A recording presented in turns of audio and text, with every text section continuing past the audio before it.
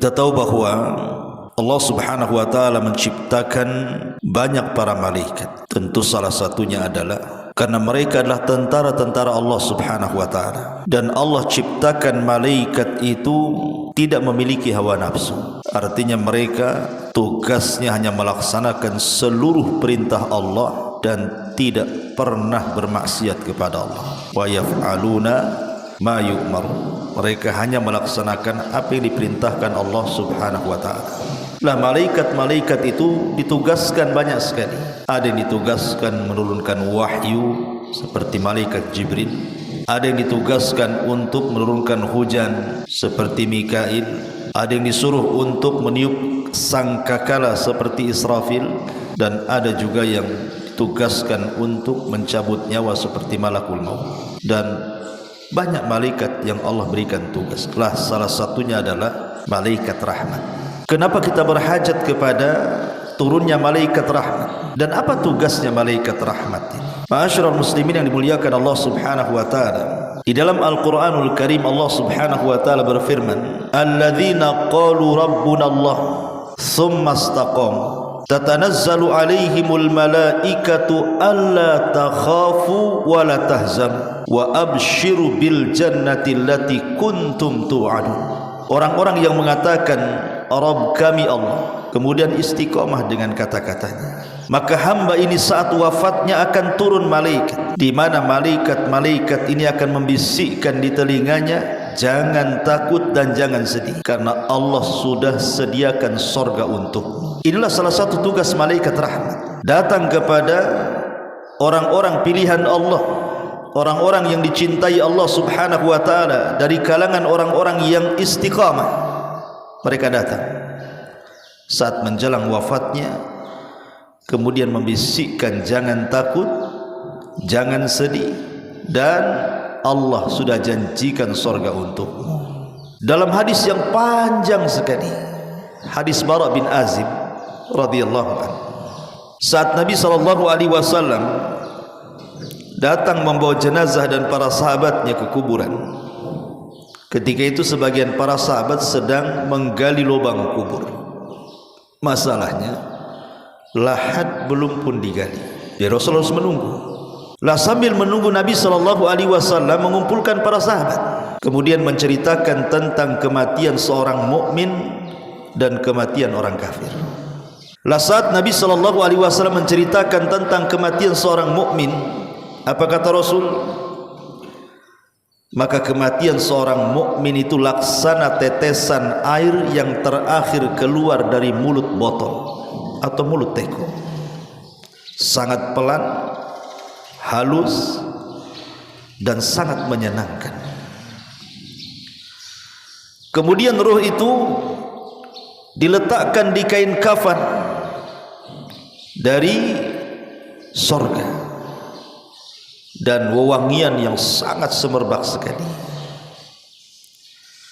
Lah saat ruh itu dikeluarkan dan hendak dimasukkan ke dalam kafan sorga itu, maka datanglah malakul maut yang hanya tugasnya mencabut nyawa saja. Tetapi di sana ada malaikat-malaikat yang menemani malaikat maut, itulah yang disebut dengan malakur roh. Ya ayyatuhan nafsul mutmainnah, irji'i ila rabbiki radiyatan mardiyah. Keridhaan Allah Azza wa Jal dan juga kepada kemuliaan Allah Azza wa Jal. Kemudian dikatakan la takhafu wa la tahzanu wa abshiru bil jannati allati kuntum tu'adun. Jangan takut, jangan sedih, karena engkau sudah dijanjikan surga.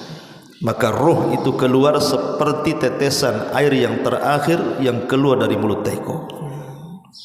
Begitu lafaz hadis Bara bin Azib. Artinya malaikat rahmat ini salah satu tugasnya adalah memberi kabar gembira kepada orang-orang yang beriman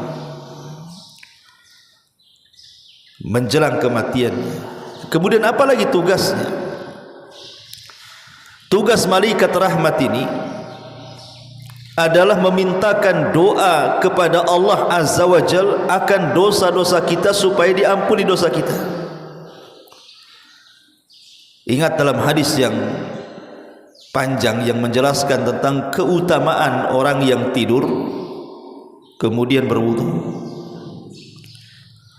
Maka saat dia tidur, orang-orang yang berwudu sebelum tidur itu, yang tentunya juga membaca doa sebelum tidur, maka di samping kiri kanannya ada malaikat. Lah malaikat yang di samping kiri kanan orang yang tidur itulah malaikat rahmat. Jadi setiap kemudian badannya berbalik ke kanan, malaikat rahmat sebelah kanan mengatakan Allahumma ghfir lahu, Allahumma arhamhu. Ya Allah, rahmati orang ini, ampuni dosa-dosanya. Setiap kemudian berbalik ke arah kiri, malaikat rahmat sebelah kiri ngomong begitu juga. Allahumma ghfir lahu, Allahumma arhamhu. Ya Allah, ampuni dosa orang ini, ya Allah, rahmati orang ini. Dan terus akan mengucapkan seperti itu sampai dia terbangun di pagi hari. Luar biasa ya. Termasuk juga malaikat rahmat ini menurunkan kebaikan, ketenangan, keberkahan pada setiap rumah yang turun malaikat rahmat di dalamnya. Masalahnya ada rumah-rumah yang malaikat rahmat tidak masuk di situ. Dan ini sangat bahaya kalau seandainya rumah kita ini tidak ada rahmat, tidak ada kasih sayang Allah Azza wa Jalla di dalamnya. Rumah seperti apa yang tidak akan dimasuki rahim? Rumah yang para penghuninya mereka adalah orang-orang yang sedang memutus silaturahim, maka malaikat tidak akan masuk.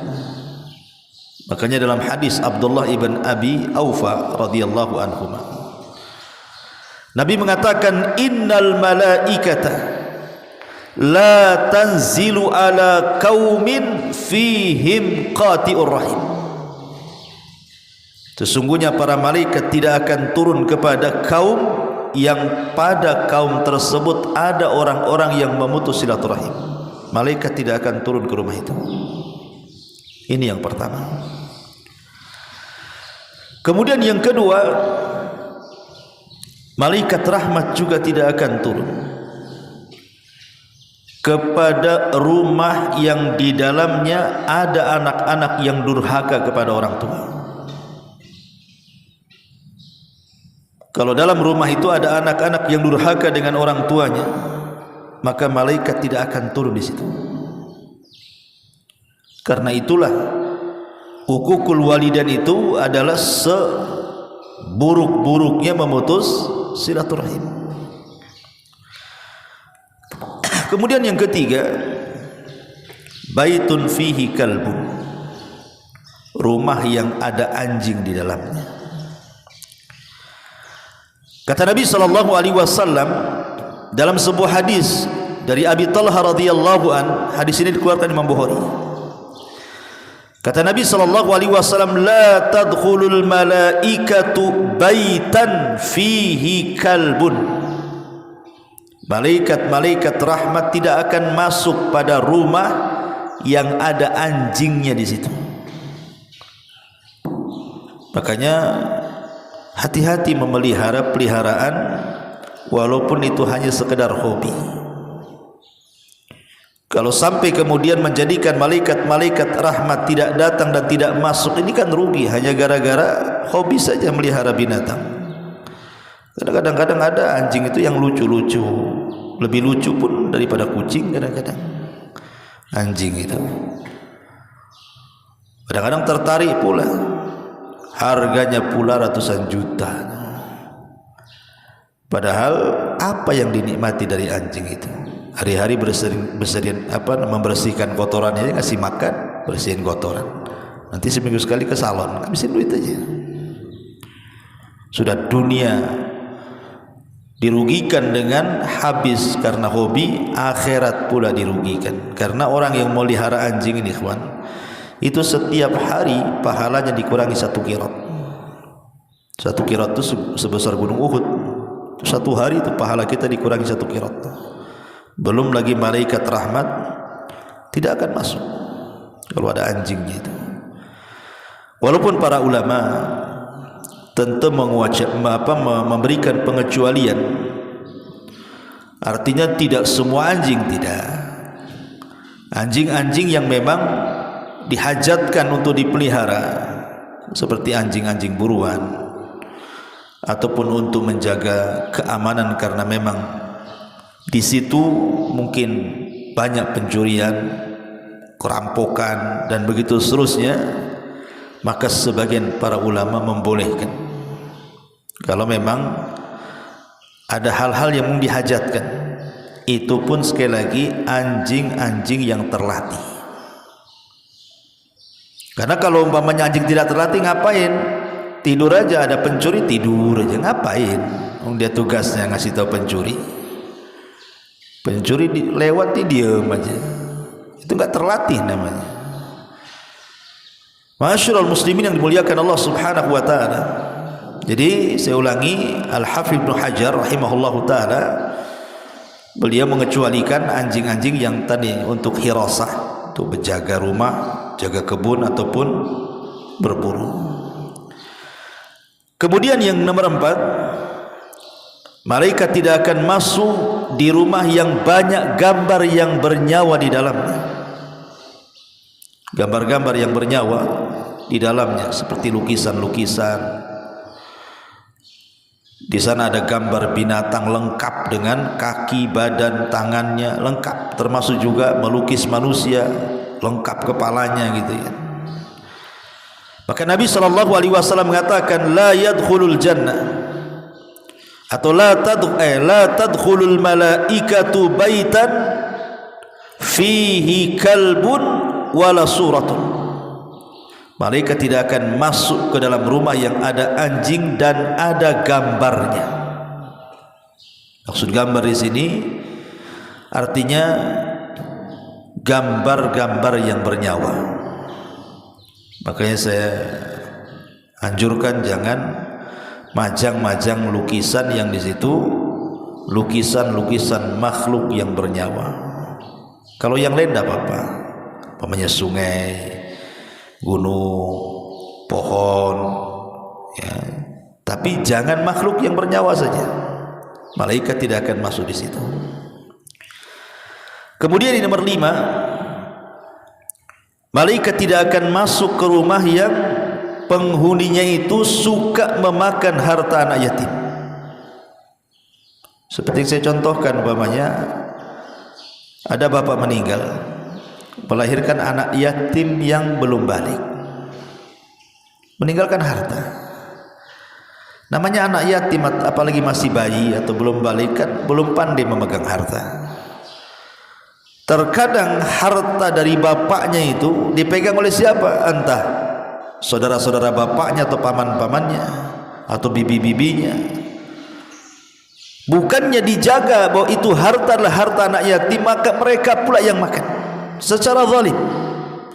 Ketika anak ini sudah balik, sudah besar, ludas hartanya. Ini memakan harta anak yatim. Maka orang-orang yang memakan harta anak yatim, malaikat tidak akan turun, kata para ulama di situ. Kemudian yang nomor 6, malaikat tidak akan turun ke rumah yang fihi rawaihu kariha. Ada bau-bau yang tidak sedap, yang kita sendiri tidak suka. Makanya di sini kata Nabi SAW, al malaikatu tata'adza bima yata'adza minhu banu Adam. Malaikat itu akan tersakiti dengan bau, sama halnya Banu Adam juga tersakiti dengan bau. Makanya tugas ibu-ibu khususnya gitu ya, mereka ditugaskan membersihkan rumah. Kalau ada sampah-sampah basah yang kira-kira kalau terlampau lama, sehari 2 hari bau busuk, itu buang ya. Karena malaikat tidak suka ke rumah yang banyak baunya di situ.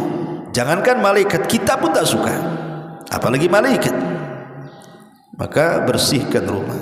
Kayak orang Arab biasa kalau rumah dikasih bukhur, kasih asap gitu ya, kayak kemenyan gitu, supaya harum.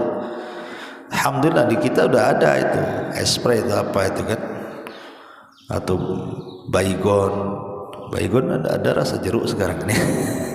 Kalau nyemprot nyamuk kan itu kan harum juga gitu ya. Yang penting baunya yang kita ini tidak lari dari bau itu, karena malaikat mengikuti larinya kita. Kalau kita tidak suka, malaikat tidak suka gitu maksudnya. Maka ini yang keenam. Yang ketujuh, malaikat tidak suka ke rumah yang ada patungnya. Kalau tadi gambar ini patung, di situ ada patung. Karena dalam sebuah hadis Rasul mengatakan, la tadkhulul malaikatu baitan fihi tamathil. Malaikat tidak akan masuk di rumah-rumah yang ada patung-patungnya itu. Jadi baik gambar ataupun patung-patung yang bernyawa, entah patung binatang atau patung manusia, malaikat tidak akan masuk di situ. Maka jangan ada patung-patung di situ. Kecuali kalau boneka untuk anak-anak dan sifatnya dihinakan, kadang-kadang ditiduri, diinjak, dilempar, itu tidak apa-apa. Ya, kalau boneka untuk anak-anak tidak ada masalah. Ya. Tapi maksudnya patung yang dipajang gitu ya, maka sebaiknya jangan ada patung. Kemudian juga yang nomor 8, malaikat tidak akan masuk ke rumah orang-orang yang mereka junub dan belum mandi besar. Kata Nabi SAW dalam sebuah hadis yang disahihkan oleh Al-Imam Al-Hakim, walaupun Syekh Albani melemahkan hadisnya, tapi ada yang mensahihkan di sana seperti Imam Hakim. La tadkhulul malaikatu baitan fihi suratun wala kalbun wala junubun. Malaikat tidak akan masuk ke rumah yang ada anjingnya, yang ada gambar yang bernyawanya, dan juga orang yang junub. Maksudnya kata para ulama, orang yang junub di sini artinya orang-orang yang mereka tidak punya keinginan untuk mandi junub. Kan banyak orang-orang awam itu, jangan cerita mandi, sholat pun tidak. Kadang-kadang mereka berhubungan dengan istrinya, nggak mau mandi, berhari-hari malah tak mau mandi, karena memang sholat pun bagi dia mungkin tidak wajib, mungkin setahun tak sholat, setahun pula dia tak junub. Nah, ada orang kayak gitu. Jadi yang dimaksud junub di sini maksudnya yang mereka tidak punya niat untuk mandi. Mereka memang sama sekali tidak mau mandi junub. Tapi kalau memang kita ini kan paham gitu ya, bahwa nanti subuh kita akan sholat subuh, tentu kita akan mandi junub di situ kan. Nah, kalau ini ya tidak masuk dalam hadis ini. Maksudnya yang meremehkan tentang mandi junub, maka kata ulama inilah malaikat rahmat tidak akan masuk ke rumah orang-orang yang meremehkan soal mandi junub. Dan ini bahaya ya, masyarul muslimin yang dimuliakan Allah Subhanahu wa taala. Inilah yang kemudian yang nomor 9, malaikat tidak akan masuk ke rumah yang di dalamnya ada lonceng, jaras. Nabi SAW mengatakan dalam sebuah hadis yang dikeluarkan oleh Abi Dawud dan yang lainnya, walaupun Syekh Albani mendhaifkan hadis ini, la tadkhulul malaikatu baitan fihi jarasun. Malaikat tidak akan masuk